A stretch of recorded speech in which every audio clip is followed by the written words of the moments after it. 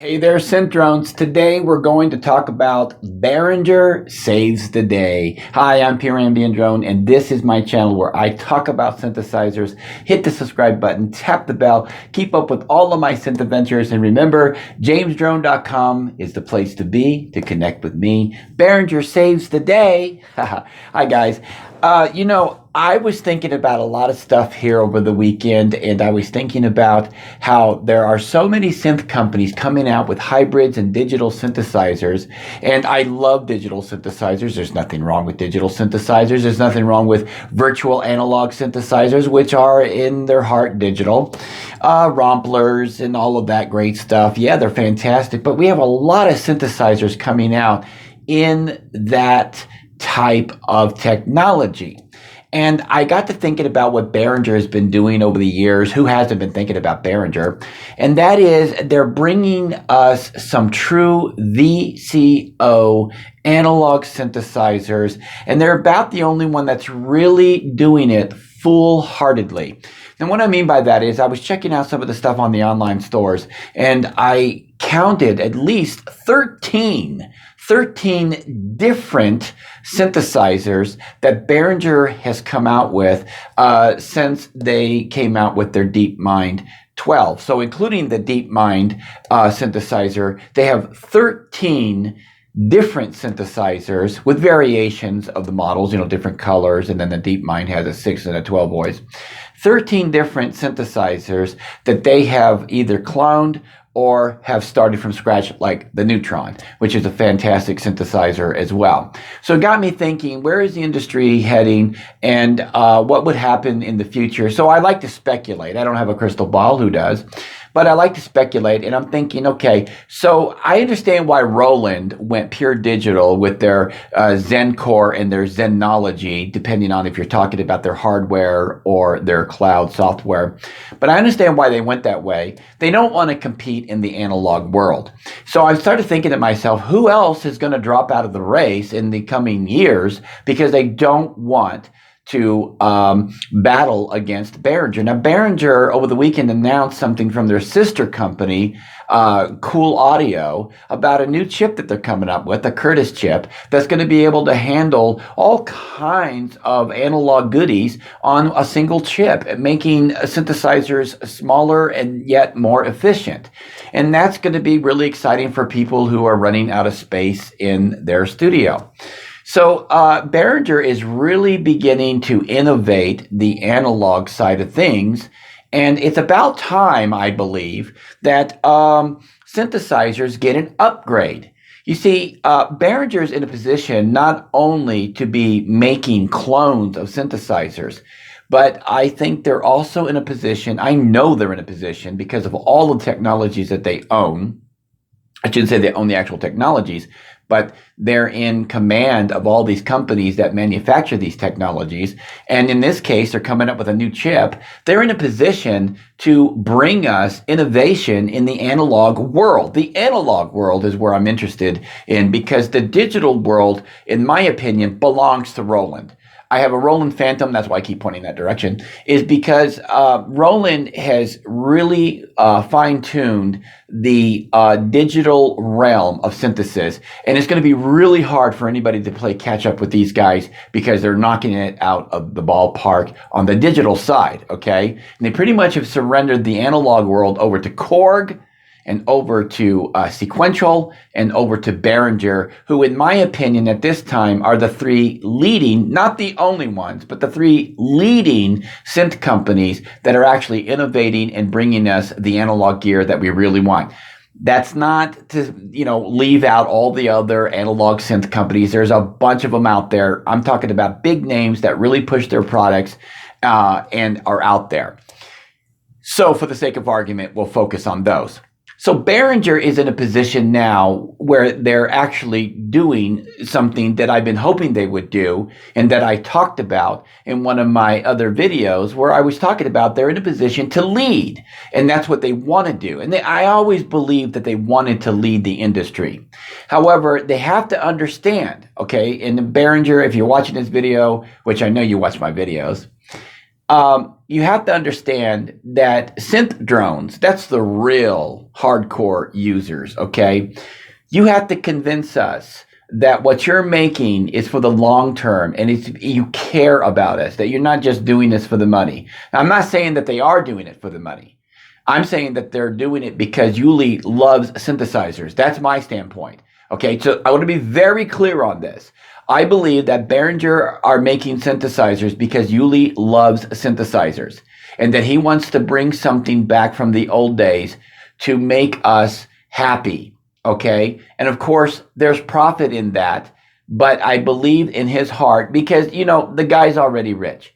He can do anything he wants already. He doesn't need to make synthesizers to make more money. He doesn't need to do that. So I believe in my heart that that's what he wants to do because he loves synthesizers. What I'm trying to say, what I'm trying to convey is motive is not enough. Intent is not enough. You have to convince people who are unconvinced. And there are some people that still are on the fence about Behringer. They have their own reasons for that. And Behringer needs to do more PR and talk with their people. And they have been doing that. They have been doing that and they have been building their audience and they have been coming closer to us and relating to us. And they've been opening up forums for us online for us to come in and convey our own ideals about synthesizers, and they intervene and interact when they need to on these forums, and that's good. So they need to keep doing that and need to keep moving forward with the community as they have been doing and getting a little more personal with us and letting us know, hey, the RD9 is not here for such and such reasons. The UBXA that we've been promising here for a while isn't here yet because of such and such reason. Talk with us, communicate with us. There are people, I'm not one of them. I am not one of them who get very impatient about products. I understand the process takes a long time. Maybe they don't want to announce products a little bit earlier than they have been. I don't know what the holdup is, but when you promise somebody a UBXA, they get very excited. So all I got to say to Behringer is, if you guys are making a Jupiter clone, please don't tell us until it's almost here because the suspense is just too much, right? Okay. So those are some friendly critiques. They're not criticisms towards Behringer, and I know they listen because their motto is, we hear you, right? So they're not complaints. They're just critiques, right? These are the things that people talk to me about constantly. So Behringer, why do I say they saved the day is because I believe that if Behringer hadn't stepped into the analog market, prices would have continued going up and away, okay? Prices were getting out of hand until Behringer stepped on the scene and started driving the market down. This is what in America we call capitalism, okay? It is the idea that when you let people do business freely and set their own mark and their own prices, that the market will stabilize itself. That's a little bit of a summary of it. That's not the whole thing. But basically what happened is Behringer stepped in. They lowered the prices of analog synthesizers by being a competitor. The other guys looked around and said, whoa, if we don't start making cheaper synthesizers, and when I mean cheaper, I mean less expensive synthesizers. If we don't start making more affordable synthesizers, Behringer is going to drive us out of business. We've got to come up with something for the consumer, and we've got to lower our prices or we're out of the game. So Behringer saved the day on the prices because these things were just going up. Now we're in a position where we can buy nearly every single Behringer, all 13 of their synthesizers. Correct me in the comments if I'm missing a synthesizer here that's been released already, but I'm counting 13. But anyway, you could practically buy all 13 of these synthesizers for the price of 2 flagship synthesizers on the market today. And that's not necessarily a great thing. It's just a different thing. It's a choice that we get to make now. Okay. Now, I like flagship synthesizers, and I hope that Behringer makes a flagship synthesizer. I hope that they make a nice, big, fat, poly synthesizer with all kinds of bells and whistles on it, maybe an analog workstation. Whoa, that would be fantastic. That would be great. But will it ever happen? I don't know. With that being said, I think that they saved the day because they brought something back that people have been screaming for. I believe that if Behringer hadn't showed up on the scene with analog synthesizers, there would be less and less of them appearing on the market, because now Behringer has proven, and basically it was us, the community, who started this, but Behringer has proven by action that people will buy analog synthesizers. So other companies have woken up to the fact, hey, we need to make analog synthesizers and continue doing that, because that's what a lot of people are wanting. That there is a lot of analog purists out there that believe that you don't have a synthesizer unless you have an analog synthesizer, and they will buy nothing but analog. And Behringer is reaching those people, and some people call them analog snobs. I'm not one of them that would call that, but they stick their nose up in the air and says, if it's not analog, then it's not a synthesizer. But there's a market for those people, and Behringer is reaching those people. In fact, I did a video on should Behringer go digital, and a lot of you guys don't think they should go digital. That just shows you right there that digital is the wrong direction for Behringer at this time. Maybe in the future, if they want to do a hybrid, that would be really cool too, okay? Something like the Poly Evolver some people mentioned, that would be great. Anyways, I think that Behringer is doing a fantastic thing. And for those of you who are critical of them, understand that they're still kind of new at what they're doing, that they haven't been in this 30, 40, 50 years. And every synthesizer company in the world has had a hiccup or two or more.